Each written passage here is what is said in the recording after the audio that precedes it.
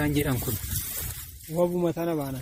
Ayyee oboon achitti edna booji'amtan egaa edda booji'amtanii booda akki taatan akkami? Waa takka eega boojamne booda naamusaan nu kabajanii nu gaggeessanii waama isaan qaban wajji nyaannee kabajaan wajji jiraanne jechuun booda. Gandi araddaan kee eessadhaati? Aanaa kami? Aanaa Gammachiis Araddaa Gomeensati. Ayyee. Oboo akkaataan isaan sinitti himanii fi akkaataa isin argitan garaagarummaan isaanii akkamii? Ilaalchi isaan sin keessa kaa'an?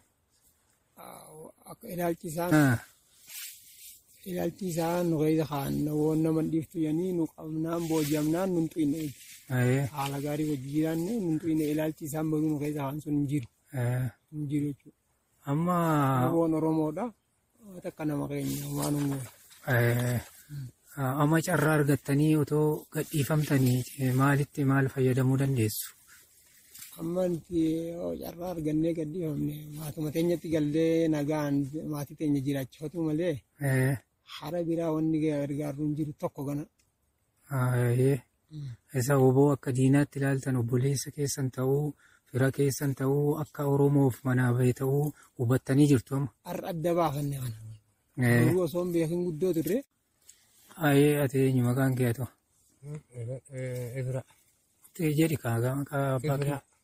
maqaa abbaa keessa kakayyuu keessi? Ibra Abbabaa. Abbabaa Abbada. Ati aanaa kamii? Aanaa kam? Maqaa isaadha. Gammachiis Araddaa kam? Kuyyubboo. Ayyee. Kuyyubboo. Haa ta'u mee akkamitti booji'amte? Ani akkuma bu'aa lolaa jedhetti buunee mire achirraan booji'ame. Ayyee. Booji'amnaan bakka kabajimaanii wajjiyaanii waa takka wajjuma dhufnee bishaanillee dhugaa waan qabannu kenna nagaa wajji bullee har'allee hunawaa adda addaa hundanuu kan nyaachaa waan. Ayyee warri wajjin lolaa jedhamtanii ergamtanii gariin eessa sin biraa dhaqan? Ni dheessan. Inni eessanii faca'anii? Ni faca'anii. Kana akkasii. Mee akkamitti nu argitan oboo akkamitti ilaaltu sin mee? Dura maal jedhamtu amma maal jedhamtu? Duraammoo duraan nama dhiiftuu nama waan ni gootii jedhan.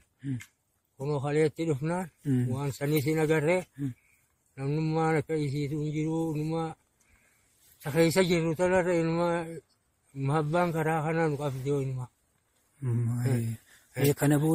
Kana booda maalii yaadda? Maal goota? Kana booda an gamanuma hirmaatu malee karaan waan hin qabuunis humnaanillee hin qabu. Ijoollee keettoo dhaamsa? Ijoollee ittiin. Baay'ee miseensa akka keetii warra hafee dhaamsa maal qabda? Kana ittiin. Maal jettaan? Haruma kana hirmaadha. Karaa qabsoo waraana bilisummaa Oromoo gaggeessu hirmaaddaa malee karaa diinaan hirmaatiin malee karaa kan mashii qabaan jira. Galatooma. Warra akka keessanii fi amma warra hafanii warra isaaniif hojjetan akkamitti maal yaaddume? Maal dhaamsi keessan maalinni isin oboon maal akka fakkaatu argitan bartan akka nama hin ajjeesne akka nama hin qalle akka nama hin nyaanne oboon saba isaatiif kan manaa bahe ta'uusaa haqaaf kan manaa bahe ta'uusaa saba isaa kan kunuunsu ta'uusaa argitanii jirtu. Mee warra akka keessanii diinaaf ergamu yookiin immoo qaama mootummaadhaaf hin jedhee uummata Oromoo dararu kanaaf dhaamsa maalii dhaamtu? Amma dhaamsi nan dhaamuuf oboon obboleeyyan keenya yoo gartanillee akka afaan hin buunee nama obboleeyyan keenya kanan dhaamaaf jechuudha. Obboleeyyan keessanidha. Akka fuuldura dhaabbanne obbolaa keessanii gargaaraa yoo dandeessan malee. Waan nyaatan waan dhuganillee itti geessaa malee nuffuu ni geesse. Jabaadha. Isaanuma taanaa kana.